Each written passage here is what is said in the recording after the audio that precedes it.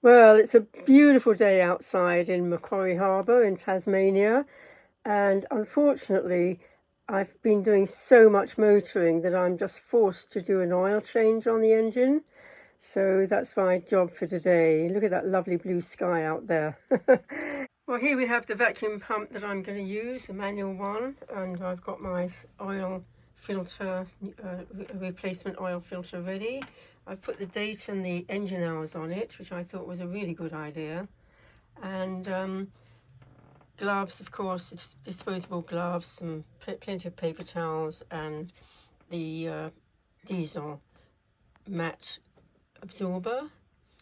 And then the next thing I've got to do, of course, unfortunately, I have to take my steps away in order to open up to reveal the engine. And I've got this lovely kneeling mat, thick foam, really good to kneel on.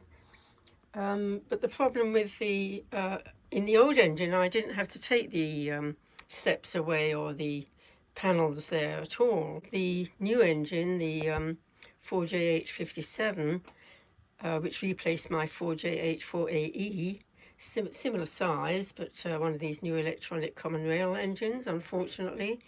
They put the dipstick in such a place that I can only access it from the front of the engine. I can't get to that side, and they've put the access point way down from where it used to be. I used to be able to lean over the engine and get to it, but now I'm going to have to take the steps away, take the panels away. So first I'm going to run the engine for a few minutes just to warm everything up. Makes it much better, gets out an awful lot more oil and the gunge in it, and so that will be my next job. So here I am up in the cockpit in beautiful Tasmania, Macquarie Harbour. I think this is a typical example of boat jobs in paradise. It's a beautiful place here. There's no one else around. I've got this all to myself.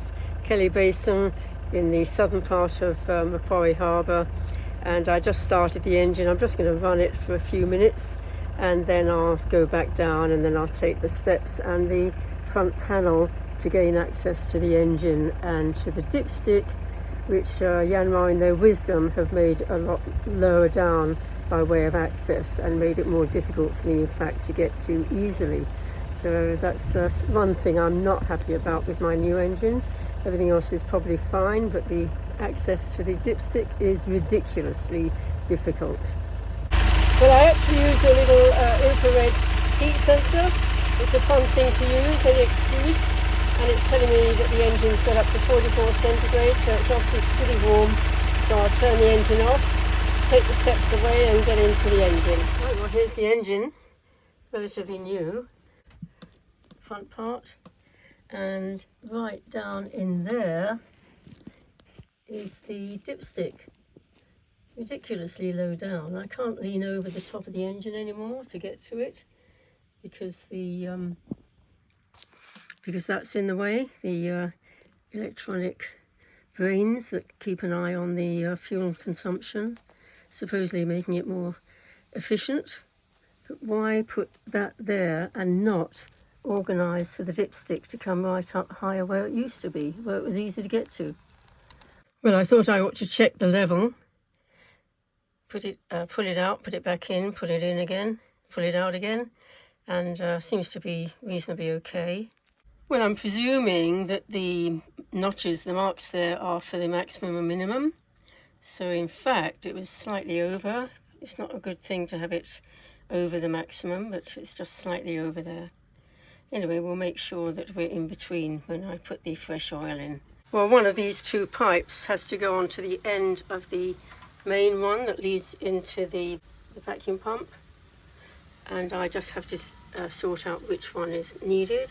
They have to be a fairly tight fit, and the black-ended one is thinner than the red-ended one, and then they fit onto the other tube. So I have to go and have a look now and see which one is the better fit. Well, as I suspected, it would be the thicker one of the two pipes. The two options is the one to go for. So now I connect it up. Just have to be a little bit careful of the angle, but shouldn't be too difficult just to push those two together. Well, that was a bit of a surprise because nothing happened, but I thought I was going to have to take it to bits and have a look and see what's gone wrong. But then I pumped a few more times, and eventually I heard that familiar. So hopefully now, when I connect up again, it will be working okay. That was a bit of a shock. I thought, oh my gosh, what am I going to do now? I can't change the oil if this pump isn't working. But I think maybe it is. We'll put it back together again and check it out. Okay, well, I've connected up again. We're all connected to the, push that down into the bottom of the dipstick, the tube, and now we're going to see whether or not we get anything useful happening. Yeah, that's better. Getting a little bit of resistance, and that should mean it's working. Let's see whether we get something coming up. Yep, there we go. We've got the oil coming through. Great. Okay, I should just keep pumping until I've got as much as I can out. Well, that's looking a lot better. I was beginning to have my doubts whether it was working or not. Because sometimes when I pump, nothing seems to happen. And other times I can feel a lot of pressure and it's working. You can clearly hear that it's sucking the oil up, and that level is getting higher. So now it's working again. A few more pumps while it will. Doesn't always work, but it is now. That's good. Well, we're slowly getting there. Each of those marks, I believe, is a litre.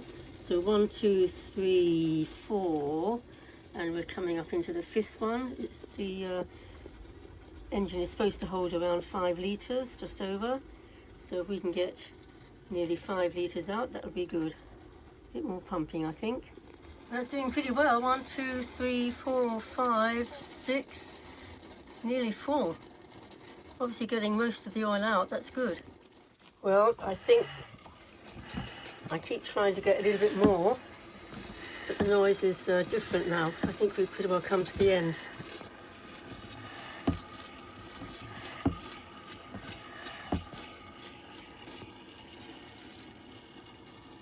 Pretty good. Yeah, it doesn't want to come anymore. I think that's pretty good. I'm so relieved though. I thought I wasn't going to get the oil out at all when this pump seemed to be misbehaving. I'll just try a little bit more.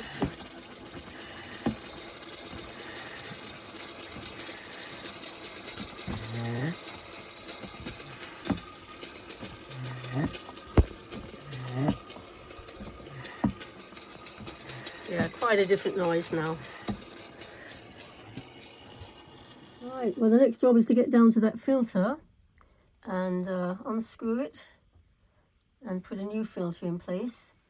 But I'm going to lay down some matting, some absorbent matting, to try not to make too much of a mess, because being on its side, of course, any oil in it immediately wants to come out. So anyway, that's the next job. New filter. Off with the old and on with the new. Well, this is one good idea which I saw on YouTube, just looking over things.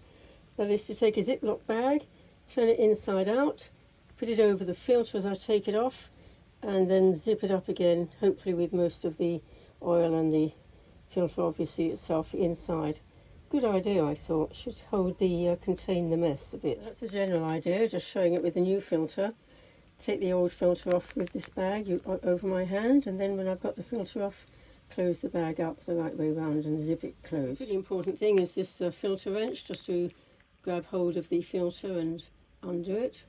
Hopefully just a little bit, and then I can do the rest by hand. So I put an absorbent pad underneath the filter. Hopefully that will catch some of the oil at least. I'm probably going to have to mop some up anyway, but it's nice to make the job a bit less. There we go, tightening up the wrench on the filter, nice and tight, and then hopefully we can release it.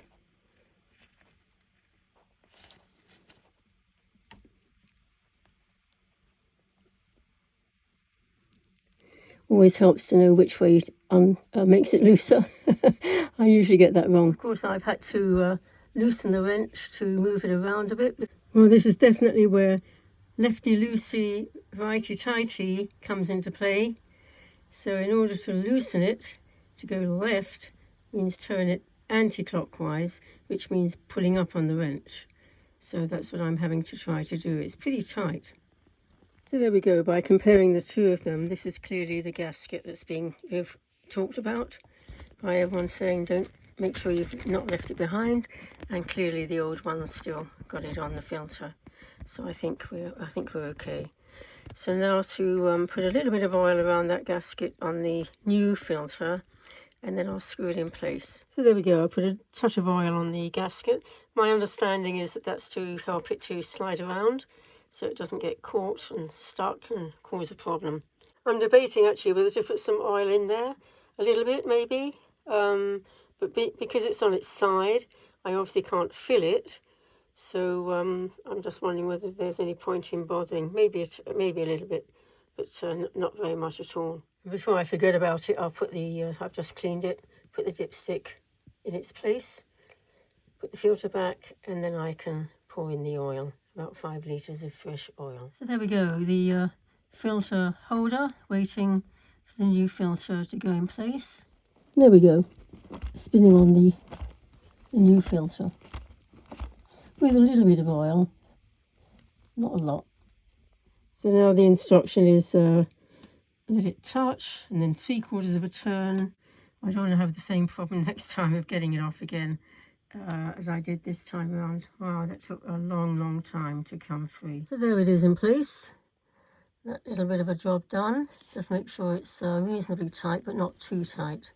Of course, once I've put quite a bit of about 5 litres of oil in, I'll start the engine, check for leaks, and maybe top up the oil by checking the dipstick level. So there we go, job done. Took a long time, but very worthwhile.